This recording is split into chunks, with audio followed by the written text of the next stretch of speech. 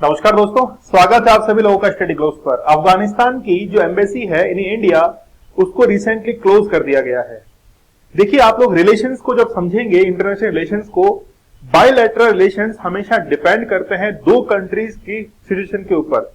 उनकी economic condition क्या है, उनकी पॉलिटिकल कंडीशन क्या है, उनकी इंटरनेशनल लेवल पर रिलेशंस क्या है, उनको देखकर ही हमेशा बायलैटरल जो ट्रेड्स हैं उनको हम लोग जिक्र करते हैं। लेकिन अफगानिस्तान की एम्बेसी जो है वो अब इंडिया के अंदर बंद हो चुकी है। आप लोगों को जानकर ताज्जुब होगा कि अफगानिस्तान के अंदर जो सरकार है तालिबान की, उन्होंने ये कहा कि हमने जिस व्यक्ति को वहां पर अपॉइंट कर रखा है वो व्यक्ति हमारा है ही नहीं। सोच सकते हैं आप इस चीज को। अशरफ गनी की जो सरकार अफगानिस्तान के अंदर पहले चलती थी, उसके बाद में तालिबान ने वहां पर पूरी तरीके से कैप्चर जो है वो किया। लेकिन स्थिति कैसे बनी, हम लोग बात करेंगे इस लेक्चर के अंदर की ऑपरेशन एंड्यूरिंग फ्रीडम क्या है, ऐसे कितने स्टूडेंट्स हैं जो कि अफगानिस्तान के सिटीजन्स हैं, इंडिया में रहते हैं, कितने ऐसे रेफ्यूजीज हैं जो कि इंडिया के अंदर रहते हैं, कौन कौन से स्टेट्स में रहते हैं। आखिरकार ये एम्बेसी को बंद करने का डिसीजन जो है वो सही है कि गलत है, क्या वाकई में इंडिया और अफगानिस्तान के रिलेशन ऑन ट्रैक आ सकते हैं। आप लोग को पता होगा कि 1999 के अंदर IC-814 इंडिया का जो प्लेन था उसको हाईजैक किया गया था। जालंधर में वो पहुंचा था, नेपाल काठमांडू से वो फ्लाइट उड़ी थी, जालंधर वो पहुंची, यहां पर जो है उसने लैंड भी किया था, लेकिन वापस से इंडियन ऑफिशियल जो है उन्होंने कोई खासा काम नहीं किया था। फिर वो अफगानिस्तान के अंदर जो है वो जाकर उसने लैंड किया था। बाद में पता लगा कि पाकिस्तान का उसमें इनडायरेक्टली जो है इन्वॉल्वमेंट था और पाकिस्तान के कहने पर ही तालिबान ने ऐसा किया था। इन्हीं तमाम जो आधार है, बेस है, इसके आधार पर हम लोग समझेंगे कि वापस से क्या इंडिया और अफगानिस्तान के जो रिलेशंस हैं अच्छे से मेंटेन हो सकते हैं। चलिए शुरुआत करते हैं। कुछ न्यूज़पेपर है, द हिंदू वगैरह, उन्होंने इस चीज को कवर किया है कि अफगानिस्तान की जो एम्बेसी है वो इंडिया के अंदर अब वो क्लॉज जो है वो होने वाली है, ऑलमोस्ट जो है वो हो चुकी है। लेकिन आपको जानकर ताज्जुब होगा कि जो प्रेजेंस अभी इंडिया के अंदर चल रही थी, वो प्रेजेंस आप लोग मान सकते हैं कि अशरफ गनी की सरकार का जो नुमाइंदा था वही जो है वो अब तक बना हुआ था। इसीलिए तालिबान ने ये कहा कि ये जो व्यक्ति यहां पर बैठा है एम्बेसी के अंदर, वो उसको हमने अपॉइंट ही नहीं किया है, वो जबरदस्ती वहां पर बैठा है। भारत ने भी जो है ये आरोप लगाया कि ये जो अशरफ गनी की सरकार का नुमाइंदा है यहां पर बैठा हुआ है, ये क्या कर रहा है, भारत और अफगानिस्तान के रिलेशंस को पूरी तरीके से इफेक्ट कर रहा है। रीजन क्या है, रीजन समझिएगा। ये जो व्यक्ति है, मैं सबसे पहले आप लोगों को रूबरू करवा देता हूं। इस व्यक्ति को आप लोग देखिए, यह है फरीद मामुनजई। फरीद मामुनजई जो है वो अभी लंदन के अंदर बैठा है। भारत ने यह आरोप लगाया कि ये जो व्यक्ति जब इंडिया के अंदर काम कर रहा था तो ये खुद और इसके साथ में कई ऑफिशियल्स को अपने इंडिया के अंदर लेके आता है ताकि देखने वाले को यह लगे कि तालिबान की सरकार ने ही अफगानिस्तान के अंदर जो अशरफ गनी की सरकार थी उन्हीं के लोगों को वापस से जो है इंडिया के अंदर भेजा है। तो ये व्यक्ति कोशिश करता था कि अशरफ गनी सरकार के अंदर जो अधिकारी थे उन्हीं को इंडियन एम्बेसी के अंदर अपॉइंट करने की कोशिश करता था ताकि दूसरे देश जो है उनको ये लगे कि बेसिकली ये खुद जो है यानी कि अशरफ गनी का सपोर्टर जो है, यानी कि भारत सरकार ये चाहती है खुद कि अशरफ गनी के जितने भी अधिकारी थे वो इंडिया के अंदर आकर अपॉइंट हो जाए।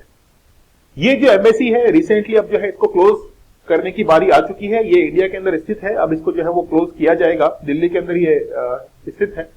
अशरफ गनी की सरकार जो है वो तालिबान से पहले चला करती थी। तालिबान, देखिए तालिब एक मीन्स है।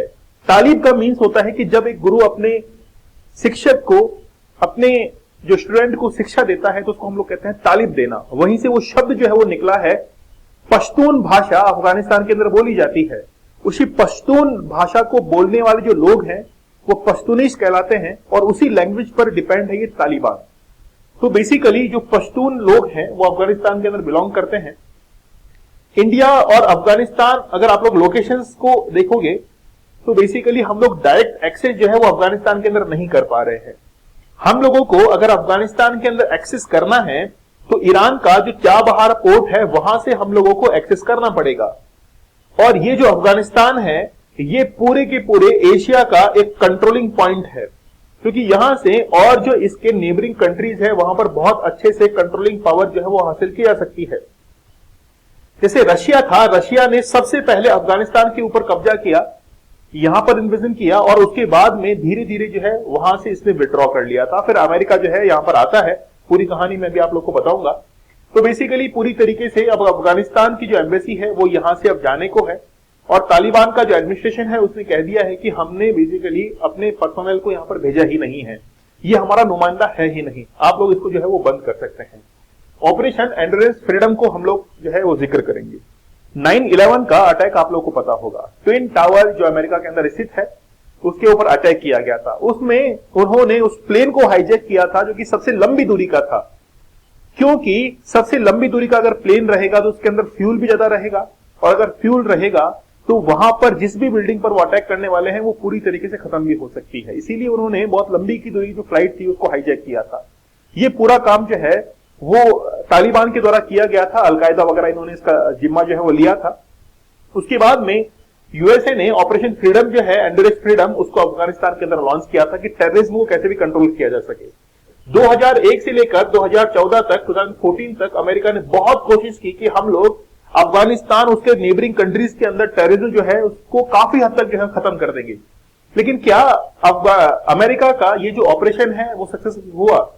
हम लोग कहेंगे कि पूरी तरीके से नाकामयाब रहा, और इसी यही वजह बनी थी कि अमेरिका ने अपने ट्रूप के साथ में विड्रॉ कर लिया था फ्रॉम अफगानिस्तान।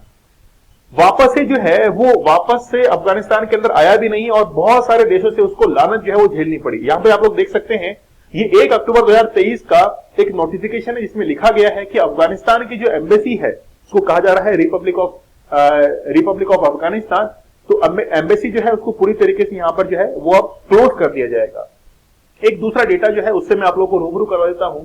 अफगानिस्तान के कुछ लोग जिसको हम लोग रेफ्यूजीज कहते हैं, उनकी संख्या है 15,806, और ये स्टूडेंट्स जो आप लोग संख्या देख रहे हैं 4,504। ये जो स्टूडेंट्स हैं यहां पर भी एक मुद्दा बने हुए हैं। इन स्टूडेंट्स का ये कहना है कि हम लोग जब यहां पर इंडिया में आने के लिए वीजा वगैरह अप्लाई करते हैं तो हमारे वीजा को क्लियर नहीं किया जाता है।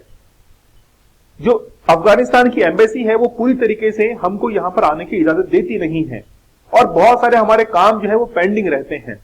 और इस बात को लेकर अफगानिस्तान यानी कि तालिबान की सरकार और खासतौर पर भारत भी जो है वो भी इससे खासा नाराज था कि आप स्टूडेंट्स को पढ़ने के लिए यहां पर जो है वो क्यों आना नहीं देना चाहते।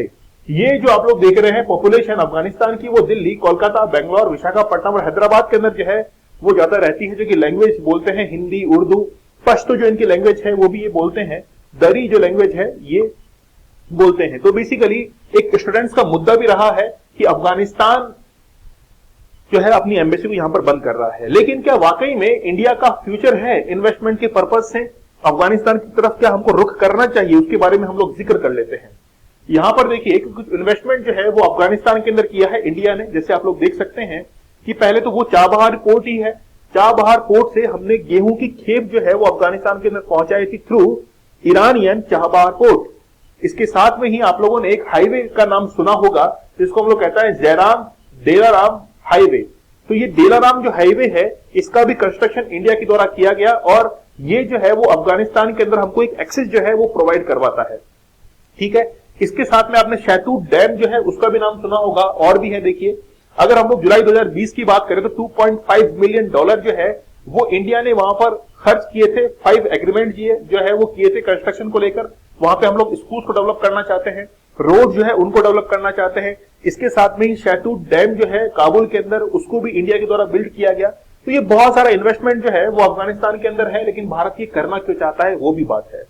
लेकिन भारत करना क्यों चाहता है इस पे हम लोग बात करें तो अफगानिस्तान जो है वो हमारे लिए इजी एक्सेस है कि हम लोग एशिया के किसी भी कंट्री के अंदर जो है अफगानिस्तान के थ्रू पहुंच सकते हैं। हमारे उनके साथ में बायलैटरल रिलेशन जो है वो काफी अच्छे हो सकते हैं। जैसे हमने ईरान के अंदर चाबहार पोर्ट को जो है बनाया, उससे हमारा इंफ्रास्ट्रक्चर जो है उसमें तो काफी हद तक जो है वो बढ़ोतरी हुई है, और साथ में हमको एक्सेस जो है वो भी काफी अच्छा मिल चुका है। ठीक है, तो जैसे ही हमको अफगानिस्तान के अंदर एक्सेस मिला तो इसके जो पड़ोसी देश है उसके साथ में भी हमारे रिलेशन जो है वो काफी अच्छे हो गए। लेकिन क्या बात यह है कि हमको तालिबान के साथ में काम करना चाहिए? क्या वाकई में तालिबान के साथ में काम करके हमको फायदा होगा? देखिए एक चीज मैं आप लोगों को क्लियर कर देता हूं कि तालिबान को एज ए कंट्री रिकॉग्नाइज नहीं करता है इंडिया। जब इंडिया 1947 के अंदर पहला कंट्री बना था तो रशिया वो पहला देश बना था जिसने इंडिया को एज ए कंट्री रिकॉग्नाइज किया था। लेकिन अभी तक तालिबान या अफगानिस्तान के पास में, यानी कि अफगानिस्तान देश तो है लेकिन तालिबान की सरकार को रिकॉग्नाइज नहीं करता है इंडिया। तालिबान का ये कहना है कि यूएसए के प्रभाव में जितने भी देश हैं वो कोई भी देश तालिबान को एज एक गवर्नमेंट के तौर पर लेते ही नहीं है, इसीलिए इंडिया भी जो है वो रिकॉग्नाइज नहीं करता है एज ए गवर्नमेंट तालिबान को। ठीक है, तो तालिबान जो है वो बेसिकली उनका हाथ रहा था, हाईजैकिंग जो हुई थी 1999 के अंदर IC 814, आप लोगों को मैंने ऑलरेडी बताया भी है, तो उसके अंदर भी कहीं ना कहीं जो है वो अफगानिस्तान का हाथ रहा है। इसीलिए हम लोग हमेशा पीछे हटते हुए आए अफगानिस्तान के साथ में बाइलेटरल रिलेशन को लेकर। तो हो सकता है कि आगे जाकर हमको जैसे मेडिसिन हैं और भी कई अदर फील्ड हैं, उनमें अगर ऐसे एक्सेस करने को मिले तो हम लोग अफगानिस्तान की तरफ एक बार के लिए रुख जो है वो कर सकते हैं। चलिए, तो ये मैंने आप लोग को बताया कि अफगानिस्तान और इंडिया के रिलेशंस के बारे में, लेकिन ये थोड़ा सा देखना होगा कि इंडिया अगर वाकई में अफगानिस्तान के साथ में इंटरेस्टेड है तो हमको एज ए ट्रेड जो है तो वो इंटरेस्ट दिखाना पड़ेगा। हम लोग अगर अपनी इकोनॉमिकल जो ग्रोथ है उसको अगर इंक्रीज करना चाहते हैं इन टर्म्स ऑफ मेडिसिन, तो हम लोग जो है अफगानिस्तान की तरफ जा सकते हैं, नहीं तो कोई हमारा कोई खास जो है रुझान नहीं है अफगानिस्तान को लेकर। ठीक है, चलिए, आप लोग हमारे यूपीएससी आंसर राइटिंग कोर्स के साथ में जुड़ सकते हैं, जिसमें आप लोग को कोड यूज करना है विजय, जिससे आप लोग को 50% फ्लैट और एक्स्ट्रा 30% डिस्काउंट अवेलेबल हो जाएगा।